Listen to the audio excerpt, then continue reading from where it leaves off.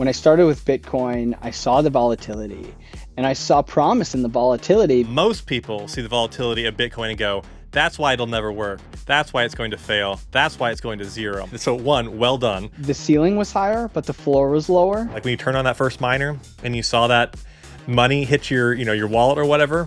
Nice hat. That's like pure magic, right? Magic internet money. It's magic internet money, right? You don't have to put your passport or driver's license somewhere. You just mine the stuff and it goes to your wallet and there's no one who can stop that from happening, which is pretty awesome. I see where the world is turning and it's becoming so destabilized financially that there has to be an answer, and Bitcoin is by far the best answer. Welcome to the Andy and Friends podcast. I'm your friend Andy, and in this episode, I talk with Blake Greiner from Musk Miners, a Bitcoin mining and hosting company I've been with for almost 2 years now. We discuss the ins and outs of mining Bitcoin at home, which machines are still profitable now that the Bitcoin halving has happened, what comes next for mining, and why mining offers a pretty attractive opportunity to make passive income. If you've even been a little bit curious about Bitcoin mining, this episode is for you. Okay, and here we are on the podcast, and joining me, as I said, is Blake from Musk Miners. How you doing, Blake? I'm doing really well. I love how you can do that. We just dove into this and Andy just switched on your friend Andy. I love watching that happen. It's a mental switch we all develop, I think. So let me start this. Before we get into the meat of the topic, we are in the year is 2024. And Bitcoin has, before the halving, hit a new all-time high. We are now after the halving, but Bitcoin is still at nearly $65,000. This is truly uncharted territory. So as someone who's been in this space for a long time, as someone whose livelihood is Bitcoin mining and hosting people who do that, how does this feel? What are you thinking? Where are you at? I mean, I would be lying if I said it wasn't nerve-wracking, right? When you put all of your eggs in the basket of Bitcoin, you know that you're completely determined to see this thing succeed. I mean, whether that be run miners, so you're supporting the network, or whether it be help other people run miners, so you're still supporting the network, or whether it be just own Bitcoin, right? I think it means everything to just sit here and, like you said, put our whole livelihood into this. I have so much excitement for where this is going. I cannot stress that enough. And I think the one that probably is just getting all of it is my wife, which I feel bad, but she hears about this every night. I'm like, babe, in the next 18 to 24 months, I really believe that this is life-changing. I really believe that everything is going to turn to where all of the bulls and the people who believed in this thought it was going to go. I have no doubt in my mind that we're going to see 150,000. I'm hoping for 250,000. With that, if it goes lower, if it goes higher, wonderful, right? I just want to see this asset continue to grow because for me, it's really long term, right? Like you started out the conversation, you said 2024. And in my mind, I'm like, let's talk about 2035, right? Because that's when 99% of the Bitcoin is going to be mined. And for me, I'm holding for a long time, at least a decade from here, right? Because everything I think has the potential to go to 1 million. And that's where I want to see it. But today, I'm saying 250,000. That's what I'd pin it at. I like that. Well, $100,000 to $150,000 is my base case, my bull case, which I think is very possible. I'm hoping for is 200 to 300,000. So I'd love if that would happen. It sounds like we've been having similar conversations with our wives. I'm sure mine is also very tired of hearing me talk about it. This is the year, or whatever. So hopefully all this comes to fruition. But before we get into too much of that, I want to start off by to people who are, listening to this and don't know who you are or what Musk Miners is. Let's do the elevator pitch of what is Musk Miners. Sure. We help everyone mine Bitcoin. We've developed our business model to really adhere to the MOQ1 client, and MOQ meaning minimum order quantity 1 client, individuals who have high residential energy rates, electricity rates, and individuals who just want to mine Bitcoin without a really large budget, right? So we actually have a lot of clients from California who want to mine Bitcoin and they have 34, 35 cent residential electricity rates. And so they call us up and they say, "Hey, I want to mine Bitcoin." And we say, "Absolutely." And we give them the opportunity to do that at 8 cents per kilowatt hour. And all they have to do is buy one unit. They can buy more than that, 100%. And then we keep them running. That's our job. Uptime is everything for us. That's our number one job. If you're not mining, you're not making money. So we take miners, we host them, we help people mine Bitcoin, we support the network. We have sites all over the nation, and we've been doing it for a while. We've been in the game since 2017. We've really gotten heavy into it in the last 3 years, and it's been fun. I know Andy, you've been a big part of it, so that's been a blessing for us and an honor to have you on site. So from there, we just keep adding clients and we keep really pushing that residential style Bitcoin miner and getting them mining Bitcoin. Mining essentially is buying Bitcoin at a cheaper price, right? So your price for the Bitcoin is your electric cost. That's all it comes down to. So everybody out there is that they say, I want to get a miner and I want to run this for the next 5 years. And if I ROI in 2 years, if I ROI in 3 years, some people can ROI in 6 to 9 months if Bitcoin goes to 250,000. Once that happens, essentially after your ROI, you're just printing free Bitcoin, which is the beauty of everything that we're doing. So we give people that opportunity. That's what we do. Yeah, I love a lot of that, and you just talking about even just the one like upside of going with like doing hosting through you at 8 cents per kilowatt hour. People might not fully understand what that means, but everywhere you live in residential areas, you're gonna have an electric rate you pay. And in my community, Sleep Money Club, I was chatting with somebody who's in Europe, and they didn't know their exact electric rate, but they knew how much they paid for this last 24 hours of usage. So I did the math, and they're paying like 78 cents per kilowatt hour. And so as like peak times or whatever. So going to Musk and doing 8 cents per kilowatt hour is almost a 10x in savings. Even where I'm at here in Austin, I have reasonable electric rates, which are 10 cents per kilowatt hour. But then at certain peak times, it goes up to 13 cents. But even then, it's like a big savings. So I want to get into all of those like reasons why you might consider doing hosting, and especially with Musk. But first, let's talk a little bit more about the operation. So how big is the Musk Miners operation? Like maybe how many machines are you hosting, or what's the hash rate, or give me some metrics around what the operation looks like today.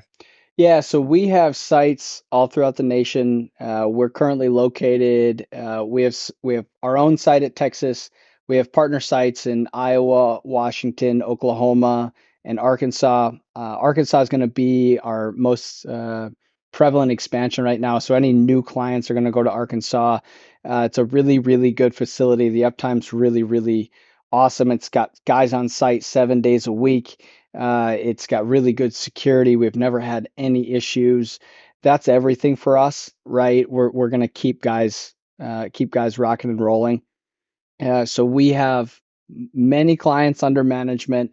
We are operating well over 1,000 miners right now, and when that goes into play, we, as Musk Miners, we have some miners ourselves, right? So we have a lot of skin in the game as well as hosting. So we're not just doing this for other people, we're doing this for ourselves because we believe in what we're doing, which really makes everything kind of fall into place. Because if we're doing it, we have to keep our infrastructure up. We have to keep that uptime up because if we don't do it for clients, we don't do it for ourselves. And then when we do it for ourselves, we do it for clients, right? So we look at that as kind of a big cycle that keeps everybody happy.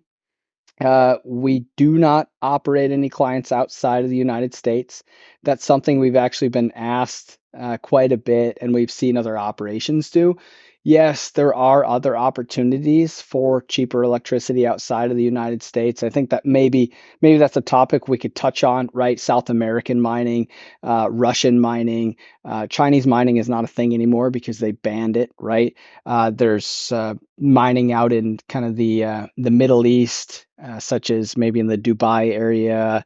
I know there's some in the, there's countries in that area, we don't really work in those areas. South America, I think, is going to be a very big player in the next decade for miners that have a large risk tolerance. We don't operate there because of the risks, right? There's so many potential flaws. Maybe the militia steps in and takes your miners, right? Maybe the government outlaws what you're doing. That's an issue, right? So basically, I think where we sit as a country or as a company, I'm sorry, is that we operate in our own country because we know that it's safe. And that's what a lot of our clients like, right? They like to see that we're doing that because they feel safe about it.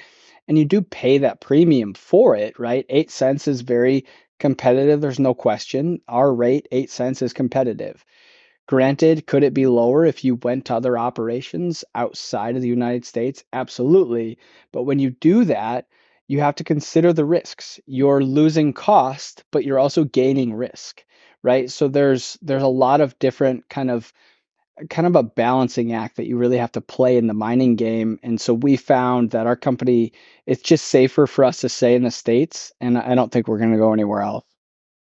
So just to clarify, you don't have any operations that you're taking hosting clients outside the US, but you do accept people who are not US citizens, someone in Europe or wherever else, to host with you and have their machines here in the US. Is that correct? No, I appreciate that. Yeah, that's a really good clarification. Very, very good because we have a lot of clients outside of the United States. We have clients that call us from Europe, clients that call us from Australia, clients that call us from South America that want to mine in a location that they know is safe, that has very competitive electric rates and really, really good uptime, right? Uptime, I've said it so many times, and we're only what 10 minutes into this podcast, uptime is everything.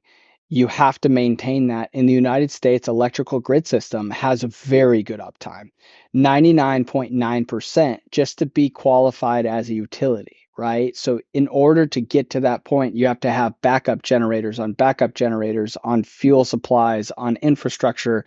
Everything has to stay operational continuously in the United States. We just do very, very well.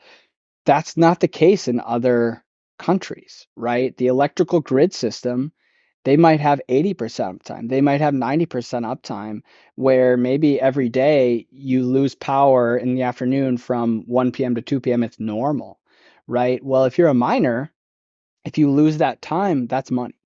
So we that has to be factored into your decision when you want to mine is you look at this and say, where am I going to get the best of the best and not pay too much to get it, right?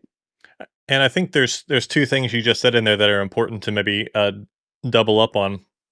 One, could you find a host that's not Musk Miners that is at like 6 cents per kilowatt hour or something in some other country and save that 2 cents per kilowatt hour? Yeah, you could. But I think that the important thing there to know is like there are other factors that you might not be aware of, or if you are aware of, you have to go in at least with your eyes wide open.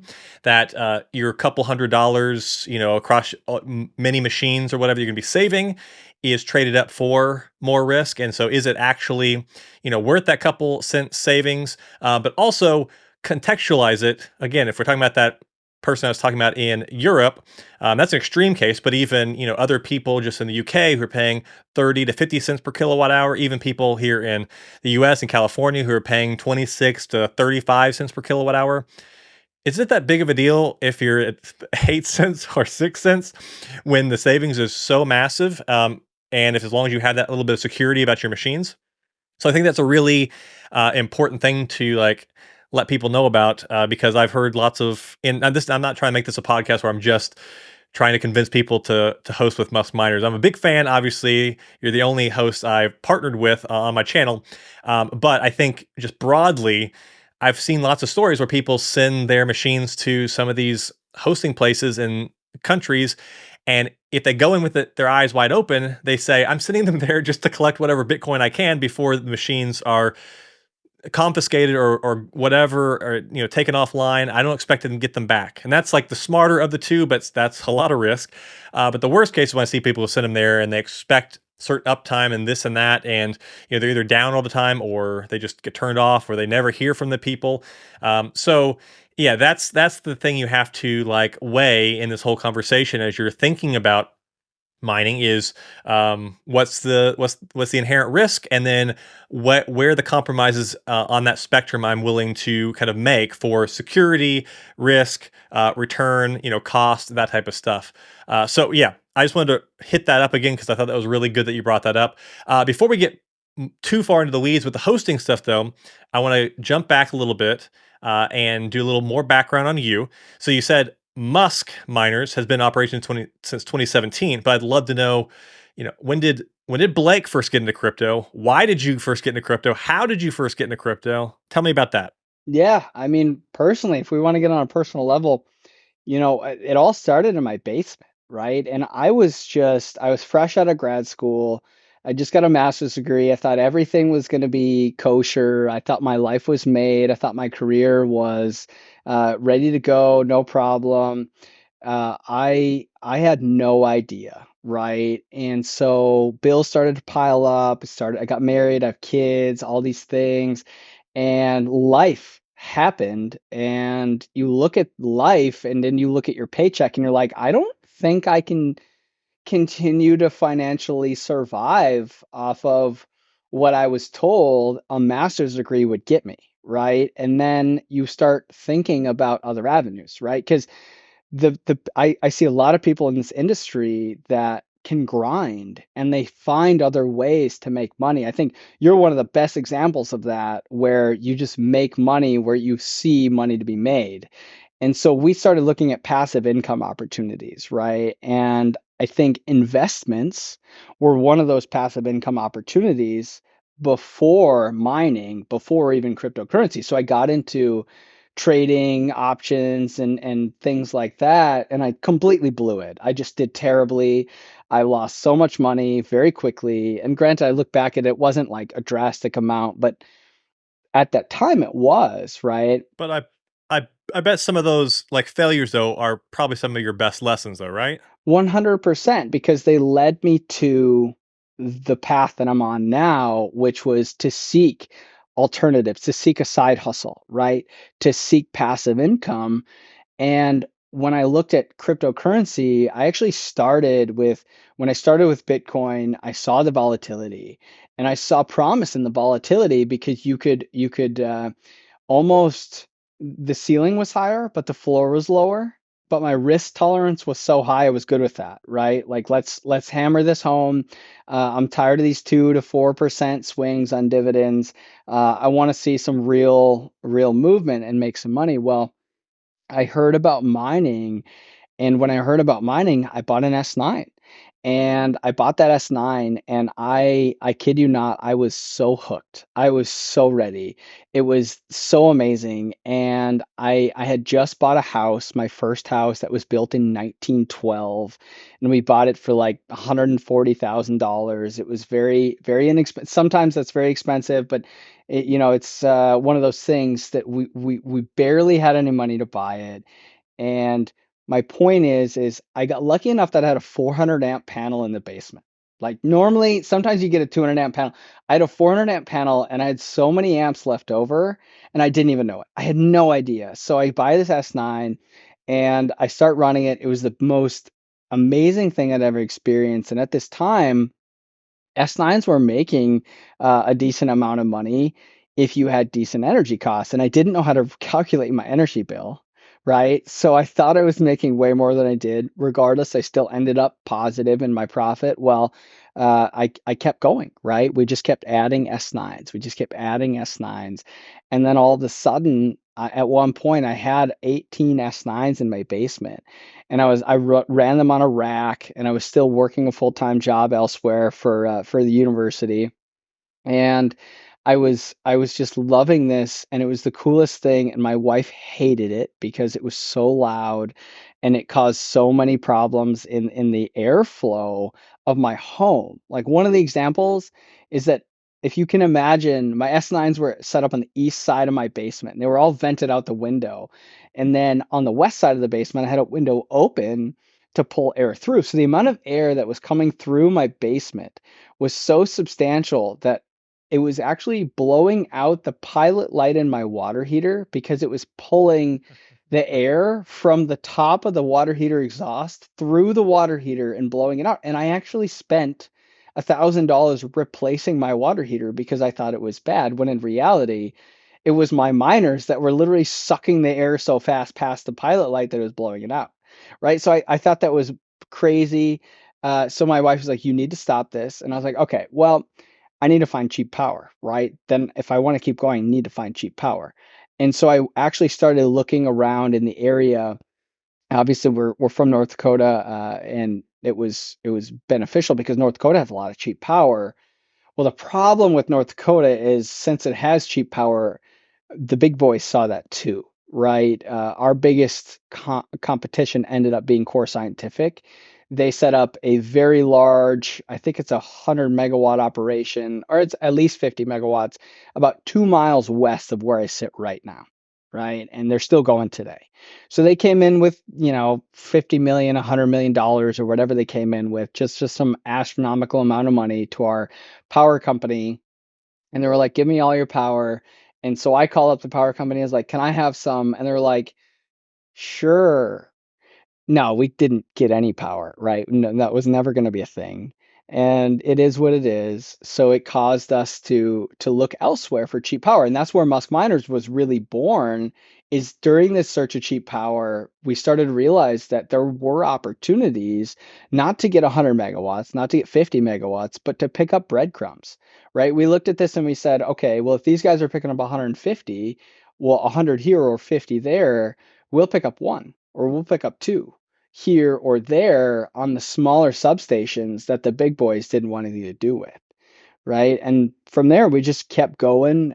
We formed good relationships with good people and treated people with honesty and respect. And I think that was something that was missing in this industry, is just good integrity. And now we are where we are. Texas was our first operation, which was a lot of fun. You were a part of that, so yeah, we're doing well from here. I love that, and there's a couple things you said in there that I think I want to circle back on for a second. One, you saw the volatility of Bitcoin and said opportunity. Most people see the volatility of Bitcoin and go, "That's why it'll never work. That's why it's going to fail. That's why it's going to zero." So, so one, well done.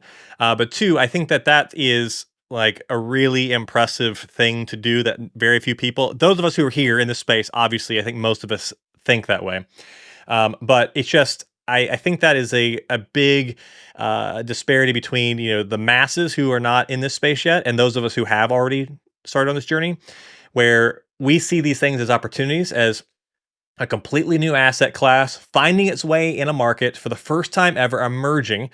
This is what happens. And look at all this incredible opportunity that's, built around it. Or you view it like it's going to go down tomorrow, so why would I buy? So I think it's a really impressive mindset that you had, and that people can, should try to cultivate that if they can. But two, man, I relate so much to the, like, when you turn on that first miner and you saw that money hit your, your wallet or whatever.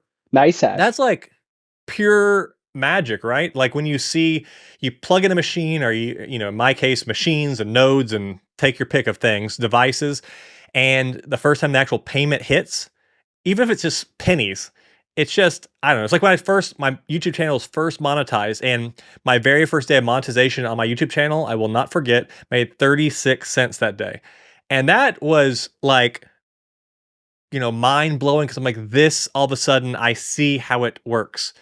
So yeah, is that how you felt? Like it was this magic moment where it's like, this is real now? Magic internet money. It's magic internet money, Right. right? Exactly. It was fun. It was very cool. And Nice Hash for us was everything, right? Like, and then I got my old Alienware computer out. It wasn't even mine. It was my sister's boyfriend's, right? And I'm like, can I? And it was sitting in his closet. I'm like, can I have that? And he's like, why? But I was making probably 30 cents of Bitcoin a day. Totally worth it. That's funny. So, okay, so that's kind of the origin story of you, but also Musk Miners. I love it. Like, what? I mean, you talked a little bit about this, but maybe just briefly explain to me like that, you've been here for quite a few years now in this space. This is, it's a very hard space to stay in. A lot of people, when the bear markets roll around, they get kicked out. Like they give up. They can't deal with it. Their portfolio is down too much. They made too many mistakes. They throw in the towel. What's kept you in crypto? Why are you still here today? I think the belief in where we're going and then the potential, it's motivating, right? Like I know that there is a need for Bitcoin in our global economy, not in our national economy alone, our global economy. I see what we're doing. I see where the world is turning, and it's becoming so destabilized financially that there has to be an answer, and Bitcoin is by far the best answer. So for me, as an entrepreneur, as a business owner, I look at this and I say, how can we get more Bitcoin? And then if we can help clients get more Bitcoin at the same time, then everyone wins. It's such a symbiotic relationship. And when you believe in what you're doing, you can do it so much better, right? Like I feel like we are good at what we do because we know what we're doing is right. We're helping people gain an asset that has so much application on a global level. There is no other financial asset that has ever been a global currency ever. This is the first time in human history that an asset has globally been traded. Past the Romans, there's it's just never been a thing, right? And I love that. It's amazing. We are blessed to be born. And then I'm like, okay, well, I want more of that. Whatever the global thing is, give me more of the global thing, right? So that's, I think, really the biggest motivation for us. Every single currency that has been controlled by a government in the history of civilizations has failed. Every single one. Bitcoin is uncontrollable, it's decentralized, it's amazing. And I love that. So give me more, let me help my clients make more, and everybody wins. Bitcoin is very much built different. Yeah, fiat does not have a great track record, and so far we're seeing it play out in real time. This terrible track record. But one thing you hinted at a little bit there, but is not often talked about, um, which is a really interesting point of like doing hosting and stuff, is uh, you know, in this world where it feels like some things like privacy are under attack and like trying to get the government tax fingers into everything we do, for those who might value something like this, buying a Bitcoin miner and running it is a unique value proposition for a bunch of different reasons. But one of them is you acquire what's called KYC Bitcoin, KYC free Bitcoin, meaning you don't have to like put your passport or driver's license somewhere. You just mine the stuff and it goes to your wallet, and there's no one who can stop that from happening, which is pretty awesome. So we just went through the fourth ever Bitcoin halving. And for those who are listening and don't know, that means the amount of Bitcoin created brand new every single day was just cut in half. It's part of the Bitcoin software. It's a feature, not a bug. It's very important for the economic policy of Bitcoin as a global money into the future. We know exactly what the emissions, how much is going to be made over time. It's incredibly transparent. It just happened. I'm curious, Blake, what your takeaways so far, and I mean, we're what, 6 days post having. So, what is the past week? What have your takeaways been from this having? Well, I love the fees. Obviously, everybody loved the fees post halving, right? Because for those for the people who are kind of jumping into this, right? Prior to the halving, we saw a block of Bitcoin get solved, if you will, quote unquote, every 10 minutes approximately, and that block contained a minimum of 6.25 Bitcoin. Plus, however many Bitcoin in that block were accumulated due to transaction fees. After the halving, that got cut in half to 3.125, plus however many Bitcoin were accumulated due to transactional fees. Transactional fees being if Blake pays Andy Bitcoin, there is a transactional fee. Miners process that transaction and get part of the transactional fee. That being the case, after Bitcoin halved, I think it was due to the popularity, right? I think it had a lot to do. Some people are saying it was the Bitcoin runes. I'm not too familiar with those. I won't touch on that too significantly, but when we see more transactions occur, when we see Bitcoin become more popular, when it gets put into the network on national networks more and more, we see transactional fees rise. More transactions occur, it becomes more popular, it's used more. After the halving occurred, we saw a higher amount of Bitcoin per block post halving. So we had a floor of 3.125 Bitcoin, but we were seeing upwards of, I think it was, there was one block with like 20 Bitcoin in it or something like that. I don't know for The sure. actual the actual halving block, Yeah, block number 840,000 was over 40 Bitcoin in total. exactly. Exactly. And that goes to miners. That's rewarded to miners, right? So the miners' profitability, we loved that for the first couple of days because it lasted Yep. a while, right? There was a lot of time, there was a couple days where the pre-halving numbers were worse, right? After the halving, we were making more money, which no one expected. Today, right now, that's not the case.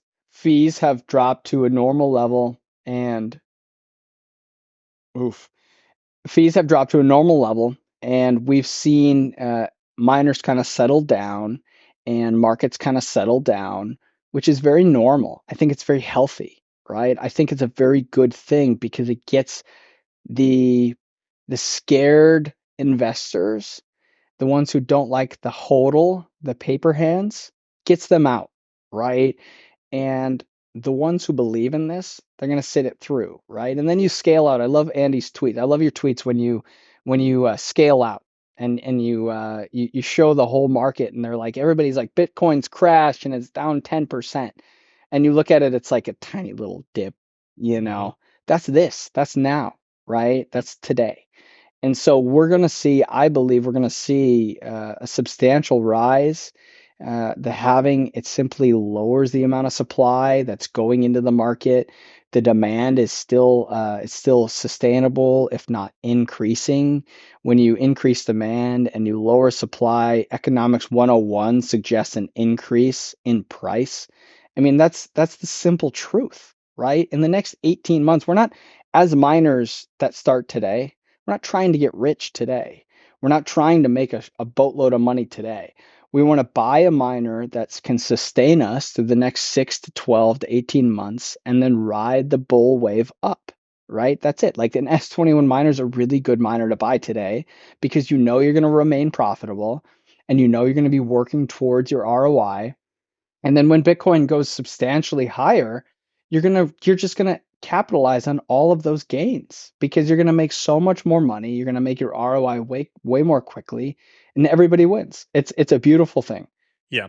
For the past week, the week before the halving, and this 1 week past halving, my profitability has been unchanged, which is crazy because, again, like Blake was saying, the fees have been just so high. Even right now, they have come back down to earth, but still, for the past like 5 to 10 blocks, they've been between like 3.8 and 4.5 BTC each. And yeah, keep in mind, for those who are newer to this and not fully understanding, every block going forward, every 10 minutes roughly, there's a new Bitcoin block. That's why it's called a blockchain. They're chained along. Each one has new Bitcoin that goes into the world. And right now it's at 3.125 Bitcoin. But on top of that, if I'm going to send Blake some Bitcoin or he's going to send me some Bitcoin, to send it, just like when you go to your bank and you send a wire transfer or something, there's a fee. And so when I send Blake some Bitcoin, I have to pay a little bit of Bitcoin on top of that to actually send it to him. And those fees go onto the network and they get just sent out to all the miners who push that block through. They've been elevated. And I want to talk about this a little bit more in depth in a little bit. I'm going to skip to the next subject for a moment, but I think personally that this has only just begun. And again, we'll talk about this in a bit. But you did just bring out the S21, so I want to shift gears for a second. Let's talk about like what you want to buy right now.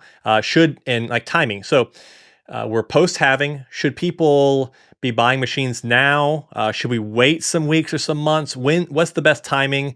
And what about the cost of machines? How are they responding to the halving happening? Sure. And I think the simplest answer when you consider what miners you want to buy when you're entering into the mining scene is always going to be today the S21 because it's the most efficient and it gives you the best opportunity to succeed because you know you're going to remain profitable.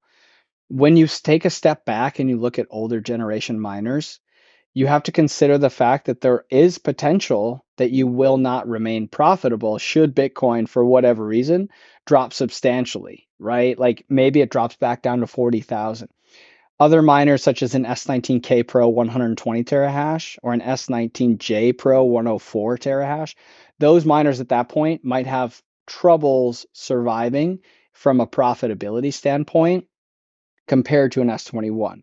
My understanding right now with an S21 at 8 cents is $33,000 Bitcoin is your break even, right? So you have a ways to go before you're going to before you're going to be unprofitable. Granted, please don't quote me on that, right? But because it changes often. But my point is when you decide what miners to buy, you have to look at a couple of different things. Number one is going to be your business model. Like, what's your goal, right? What are you trying to do? Because if you want to stack terahash, you can get old gen miners with a higher amount of risk, but you're going to get more terahash for your dollar. You're just going to get less efficiency. So you're going to pay more cash up front for your energy costs, but you're going to stack more Bitcoin because you have more terahash.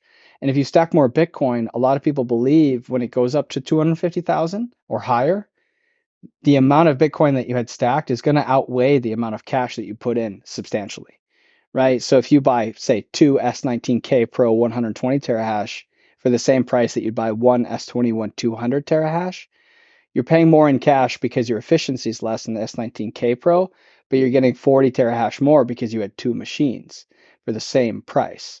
And a lot of people believe at scale, maybe you're doing 10 of those, maybe you're doing 20 of those. That makes a lot of sense when you look at this from a 24-month from now perspective. And so people believe, okay, if this is going to 250,000 up to in 2 years, well, for those 2 years, I want as much terahash as I can get. So I have clients who do that, but I also have clients who are like, hey, I want to try this out.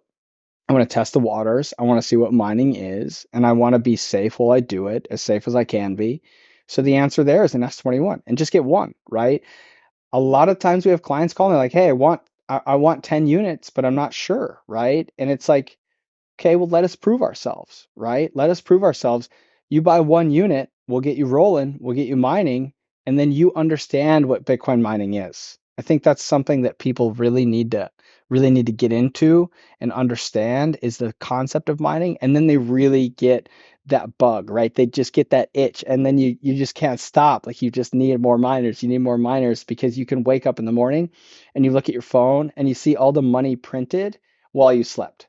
That's a really fun thing. Just a really cool thing. I agree. And yeah, I get asked a lot of times, like, especially before the halving happened, Andy, should I wait until after the halving when all the machines' prices are going to go lower? And should I buy then? And one, my answer is you don't know what's going to happen in the future. No one knows if the machine price will go 2x, or drop by 50% or whatever. So I usually advocate, and let me know if you echo this advice, is if you're in doubt and you don't feel like really strong conviction something is going to happen, and even then it's probably going to be wrong because nobody knows. I like dollar cost averaging to machines. I buy now. I buy in the future. I buy in the future, and maybe some of those the machine prices will go down, so I get a better deal. But then the price goes back up, and so my average price, just like if I was dollar cost averaging into something like the stock market or Bitcoin or anything, I kind of average it out over time. But also, and maybe this is where you can come in here, Blake. I think it's important people to understand how mining machine pricing works. It's very quick to go up with Bitcoin's price. It's very slow to come down. But maybe you could talk a little bit more about that. Yeah, 100%. And I think that miner pricing is something that's so volatile and so just confusing in a lot of stances. So miners, the way that they work is they're tied to their profitability. but they don't go down as quickly as they go up in price, right? And that's partly due to the Chinese market, the monopoly that is the manufacturers of Bitmain and MicroBT. They control the pricing on the miners. So basically, the way that the markets work is if profitability increases by 10%, you can probably bet that within a day or two or quicker, you're going to see miners increase by 5 to 10% in price. Now, granted, that's not the same ratio as if it is going down. So if you see Bitcoin decrease by 10%, you can wait a week. Maybe you'll see miners decrease by 2 to 3%, maybe 3 to 4%, maybe, probably not, right? Then another week later, maybe you see it another 2 to 3%. And then a week later, if Bitcoin hasn't recovered from that 10% drop that we initially mentioned, then you're going to see it catch up to the 10%. That might even take a month. It's frustrating, but it's kind of the way things have gone when we saw miners drop from, I mean, when we started this in the bull run at 68.9, I think is what Bitcoin was at back in 2019, 2020 in that area. We saw S19 prices drop from 18,000 all the way down to where they are today. And that whole process of a 10% drop in Bitcoin, well, you're trying to buy miners that night. Well, it's not going to drop 10%. They're going to say the suppliers are going to say, well, it might recover, right? And then 3 days later, you're like, well, how about now? And they're like, okay, we'll drop it a little bit, and it's frustrating. I think the answer to that, the solution, is competition in the manufacturing market, especially US based. I know Jack Dorsey, the creator of Twitter, he has, my understanding, is created a miner or a miner chip that's capable of mining Bitcoin. Hopefully, we'll see some competition, some US based competition settle into the market, so we can really see the pricing systems get a little bit more realistic, a little bit more fair. But to touch on today, like where we are today, pre-halving and post-halving, I don't think miner prices are going to drop any more than they have. And the reason I don't think that's going to happen is because we see that Bitcoin is sustaining itself kind of at this 65K, $65,000 level. And if it goes up from here, we're only going to see miner prices increase. If it drops any lower than today, I don't think we're going to see miner prices drop very far because I don't think Bitcoin is going to stay that low for that long in order for miner prices to drop more, because there is an input cost to manufacturing the miner.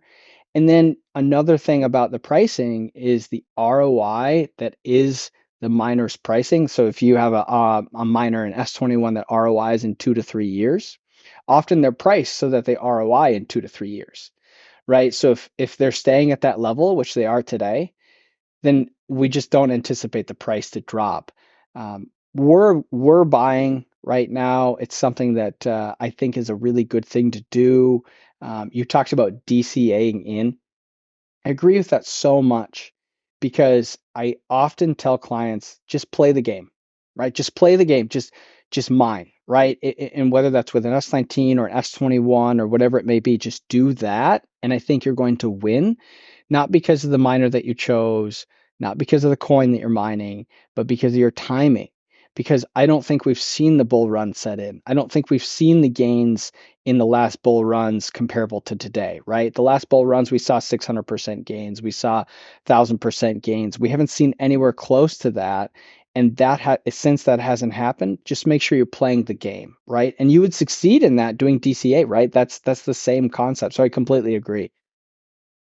Yeah, and I think it's important, like to contextualize these things too. Further, like you said, going from the previous bull run, seeing those highs to bear market lows, and then tracking the miner prices. I mean, I was buying through the whole period and watching, and those moved from those all-time high miner prices to the bear market lows took over a year for it to actually drop those miner prices to drop like that. So it took a long time. So if you are expecting right now to get a better deal on miners, and so you're going to wait it out and stuff. you're betting basically that Bitcoin goes from 65,000 to like 40,000 or something, and then it stays at 40,000 for like weeks or maybe even months. And it has to do that in order for then miner prices to drop, what, 5%, maybe 10% if we're being generous or something like that. So it's just such a, you know, it's a, in my opinion, a high risk bet given the trajectory of Bitcoin so far this year. But you do you if you think that's really going to happen. But let's talk a little bit more about like running these and how to run them. You're a Bitcoin mining hosting company. You sell machines, you sell hosting. But a lot of people, they might go, well, why would I do that? I'll just run this thing at my house. I'll do like what Blake did and run these in my basement or whatever. And I think more power to you. People should do that. But at the same time, you might not fully understand what that all entails. So maybe you could speak a little bit to that. Yeah, 100%. So it's going to be three things that are going to be your big problems, right? Number one is your heat. They're very hot. People underestimate the amount of heat that these things generate, which put in your basement, great. You heat your basement, that's fine. One of them is fine. The second part is noise. The noise is about 75 to 80 decibels, which equates to, if you can imagine your outside air conditioning unit running, it's very similar to that, except it's very high pitched, right? High frequency. So that high frequency, it's like it carries throughout your house and you can hear it in your ear and it never stops, which is not a fun thing. And then the biggest third is going to be the power consumption. And that is going to be the problem when you have high residential electric rates, right? So we have a lot of clients who live in apartments. We have a lot of clients who live in very populated cities that have very high energy rates. So it makes sense if you live in rural North Dakota and you just so happen to have 7 cent residential power because for whatever reason the population density is low and the energy production is really high and you have a lot of oil in your state and all of these things that North Dakota has. Maybe there's a couple other states in the United States that have that same concept, but the majority of them don't, right? Especially that's not even considering when you're in the bare winter or the bare summer of the states where you touched on a little bit, demand becomes high for energy, so the pricing increases substantially. So you can have a base rate in your house of say 10 cents and you think that's really great and you're like, well, I've 10-cent power, I can remain profitable. Well, then when it becomes 110 degrees outside and your whole community turns on their air conditioner and the demand increases substantially, you might get charged 35 cents for a day. And then your profitability goes bye-bye, right? So it's frustrating from that standpoint. So we take all three of those things and we just make it a white glove service, right? We literally, you don't have to touch the miner, you don't have to see the miner. You buy it from us, we ship it to the site, we operate it, no heat, no noise, no problem. Everything you mine goes to you. None of the Bitcoin that you mine ever gets touched by us. And you touched on KYC, know your customer. We never ask for KYC if you don't have it, right? I don't know if this is a Game of Thrones thing, but we have multiple clients named Jon Snow. And we don't ask questions, right? Like that's not our business. As long as we're just running a hosting business, and we send out invoicing every month, and to whichever email that you'd like. We accept USDT if you want to pay USDT, which is also non KYC. If you have a non KYC exchange, then you're set to go, right? So there's just so many advantages to what we do that help clients. So we really just developed our business model based off of that, right? Because when you're making a business, when you're starting a business, you're like, how can this thrive? And that for us was, all right, yeah, we need to make this happen, just based on experience, right? If people want to run these miners at home, just don't do it in a room that your wife can hear it. Yeah, and I mean the electric like usage, but also the cost. Those are considerations. But also, you can't plug these in. Even if you like, I'm gonna run it at home. You can't plug them into an outlet. It's a Like good it point. requires 220 volt. You have to have a special, outlet, and sometimes you can't even use your dryer outlet because it might not be the right connection, might not be heavy enough gauge. It might be the wrong type of outlet that's going to be. Got to have the right plug and all this. Whatever. That's the whole thing. Very good The points. noise, you can address that. You can put a shroud on it and put a big fan. It's still going to be noisy though. It's not going to be as bad, but you still have to deal with it. You don't want it in the room with you. Like you're gonna have to put it somewhere else. You really have a dedicated space. So that's one of the reasons I like what you're doing is because and people might uh, be a little bit worried about what I'm about to say, but have a year and a half experience with you, so I fully trust doing this process. But basically, I give Blake money, and then it all just happens magically behind the scenes. They have a whole team that like you take the money, they acquire the miner, they set the miner up, they get it online, and there's a common misconception that's like, oh, Blake is the middleman between me getting that Bitcoin, and that's not true because they set these machines up with whichever mining pool, and if you don't know what that is, they'll explain it to you you want, and that literally gets paid out directly to your wallet. Blake and team never see it, never touch it, can't stop it if they wanted to, that Bitcoin moving. So I think there's some really compelling reasons. I still mine at home with a number of things. I just don't do Bitcoin miners at home because they're too much of an animal. And that's why I love the idea that I can just give Blake money, tell him what I want, and he like handles it all. And maybe you want to talk about this too, and then inevitably, because these are computers and computers just have issues sometimes, the bitmain units especially are really reliable, but every once in a while a fan might die or something, and instead of me having to go up to my shed and disconnect the fan or whatever, and if you're not a person who's a tinkerer, team handles it for you. So like there's a whole like maintenance and keeping them clean and operating and humming along and just printing to your wallet element here that I think is important for people to understand. And one more thing I want to pitch here before we move on is, if you've been watching my channel and you know about Musk Miners, if you buy machines and you use the code YourFriend100, you'll get $100 off a machine just for me and Blake having a little partnership here. But if you're a member of Sleep Money Club, if you join Sleep Money Club and you become a legendary member of Sleep Money Club, you'll get an even bigger discount. Special deal worked out with Musk Miners. Very excited to have that partnership. Lots of happy customers who are in Sleep Money Club who are doing that. So if you've never considered Sleep Money Club and you are considering working with Musk Miners, that's a great opportunity for you. I love all of it because it's so beneficial for everyone, right? It's just a good thing. Let's everybody mine Bitcoin. Everybody needs to mine Bitcoin. I wish more people would mine Bitcoin. Yeah. So Futurecast with me, Blake. We know what right now looks like. We've been surprised by how much miners have been able to make post-halving. What does the rest of this year look like? Yeah. I think I've been measuring my future in 18 to 24 month increments. Maybe we can break it down to 12-month increments, right? Or 6-month increments. I think in here I'll give you some numbers, right? For because I love this game, right? It's a fun game. We're not This is not financial advice. This is literally just hopes and dreams, right? So by August, it's because it's almost May, right? It's April. So let's go July, 4th of July, right? 4th of July, I would say we're gonna see $90,000 Bitcoin, right? And that's gonna be a good thing.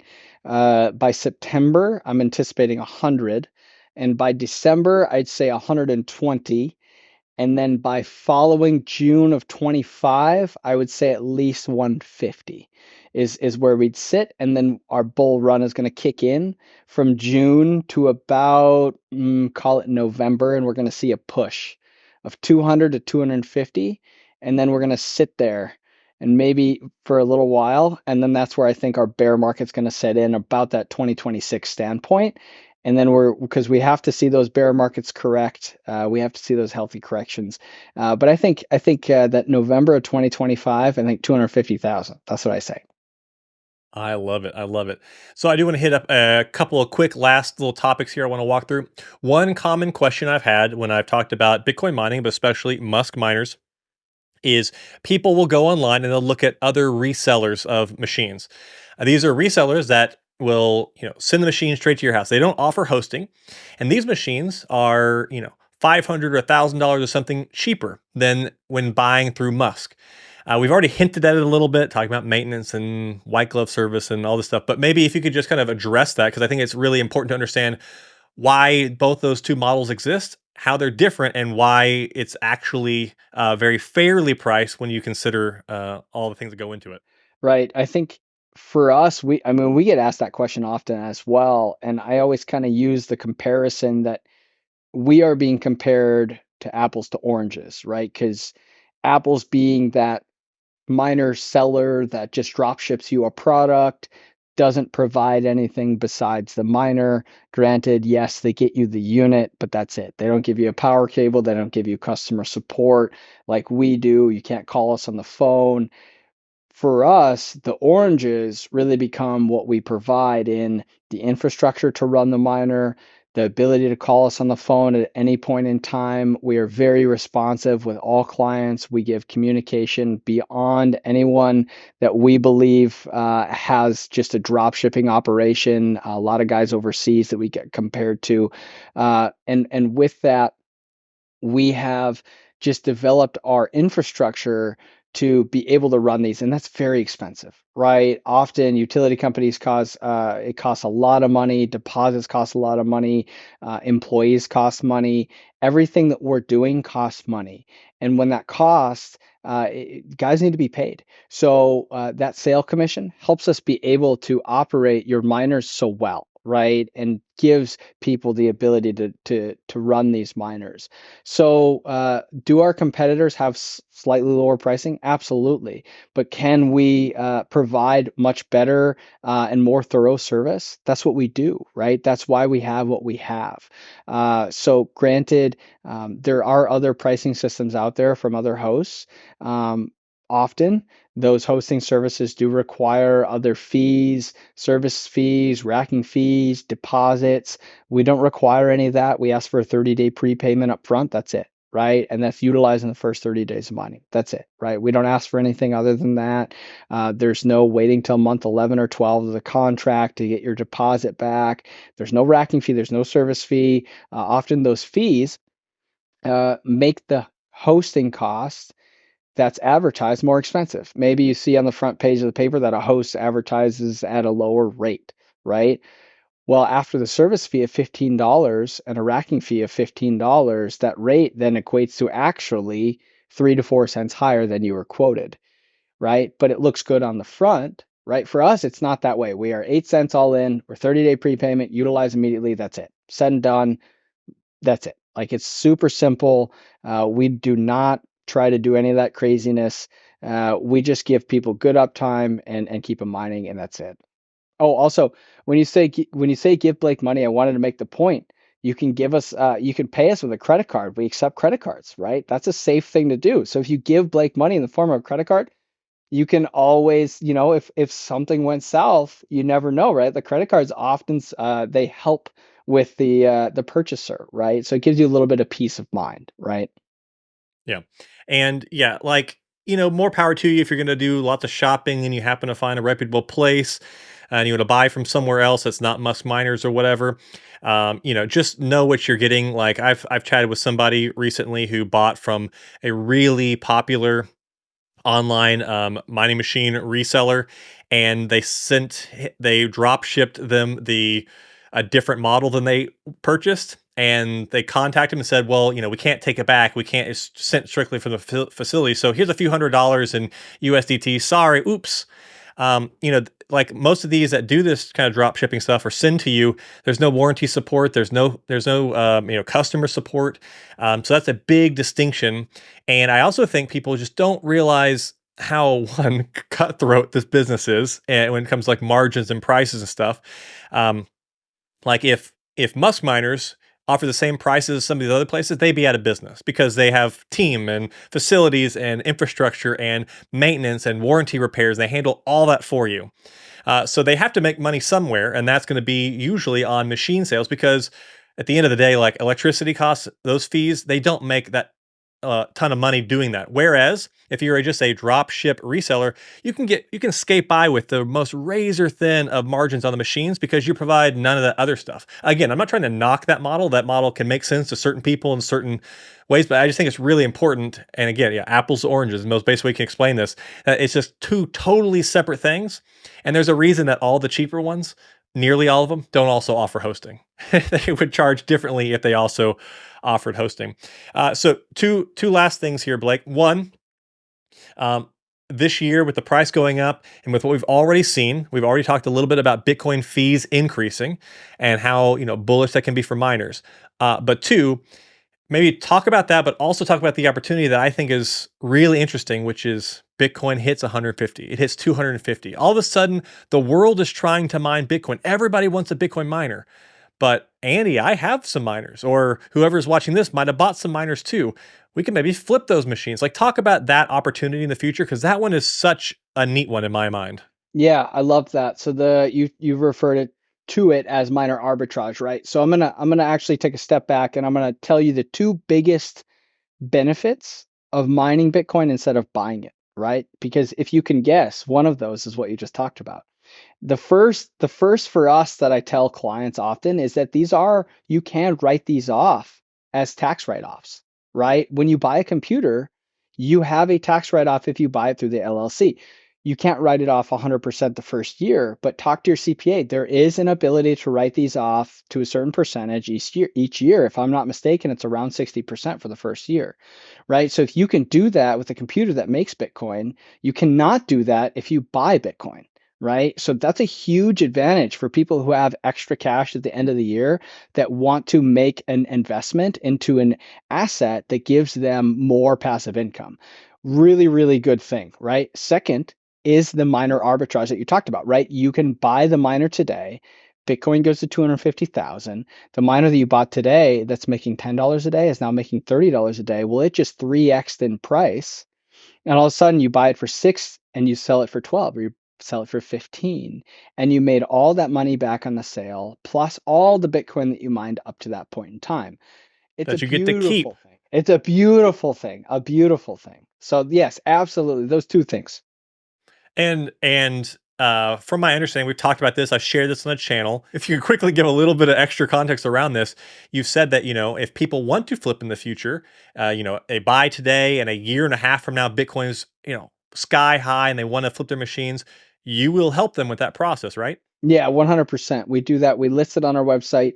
We let clients step in the door. Clients that are new can have the opportunity to purchase those used units at the price negotiated between us and the client based on the fair market value. So, yeah, we do that, no problem. Yeah. And then the one last thing I'll talk about profitability here before we close out, and that is, we've talked about these fees. Andy's crazy crackpot theory, and I want to hear Blake's thoughts on this, are that, had I not bought all these machines with you, had I just bought Bitcoin, I'd have a certain amount of Bitcoin, right? Now that, once I purchase it, never changes. I just have it and that's great. And I fully support people buying Bitcoin. Please buy Bitcoin if you're interested in this stuff. But my experiment and my theory is that these machines I've purchased, if I continue running them and the market goes crazy, everything's going ape shit, the price of Bitcoin is sky high, people are transacting, ETFs are trying to gobble it up, ordinals and BRC20s happening, and the network is congested, and then we have prolonged periods, months and months of extraordinarily high fees. And in my estimation, I think we could have fees like we've already seen, but prolonged. We could see 6, 8, 12 extra Bitcoin dropped on top of blocks for a long time. I, with my machines, could actually mine more than I could have bought at the beginning of this thing if those, it's unknown. These variables change all the time, but that's my vision for the future. What does Blake think about this? Well, I think that you and Satoshi might have a similar thought process because if you really look at Bitcoin from the long term, all the Bitcoin won't be mined until 2140. You and I will be dead, right? And once it's all mined, Well, speak for yeah, I yourself. I'm going to know, be a right? I'm sorry. cyborg Yeah, miner. yeah, that's what it is. Freezer systems or whatever it is. Yeah. In 2140, when you're not making money from miners, you're then making money from fees. You're going to sustain the network with the computers that are operating through transactional fees because Bitcoin will have grown so much in popularity and so much in use that it will sustain the network that is Bitcoin. And so you're absolutely right. You're on the perfect track because the fees that we're seeing the fees that we saw after the halving that just occurred, I think was just a taste of what it Mhm. could be, a I taste like that. of everything is to come, right? And that is what's going to happen after everything is mined in 2140. I think it's going to happen. I really do. I like your theory. I love it. Well, we'll see. It's just a theory. We don't know the future. It's going to be a very exciting next, 6 to 24 months or however long this takes to fully start getting off the ground. Here at the very end, Blake, is there anything else that you want to share with people who are listening in who might be on the fence about this stuff, or any words of wisdom you want to pass on to potential Bitcoin miners or Bitcoin investors? Yeah, get Bitcoin, acquire Bitcoin, right? Whether it be buy Bitcoin, mine Bitcoin, just hold it, right? And don't look back. That's it. I really believe in it. I can see the future with it. Just get it. That's it. That's my best piece of advice. I love it. And I will echo that. Well, Blake, this has been a lot of fun. Thank you very much for coming on the podcast. And for those who are interested in Blake and Musk Miners and diving more in depth with all that, I will put links to all that down in the description. And if you're on the fence, this is one of the reasons I love Musk Miners, is because if you're on the fence, go to their website, click on the contact us, and send them an email, or text the phone number on that page, and just start chatting with them. They will actually speak with you and answer all your questions and all this great stuff. But for right now, thanks for being on the podcast, Blake. I appreciate it. It was a pleasure to be here. Thank you, Roy, for listening in. See you in the next one.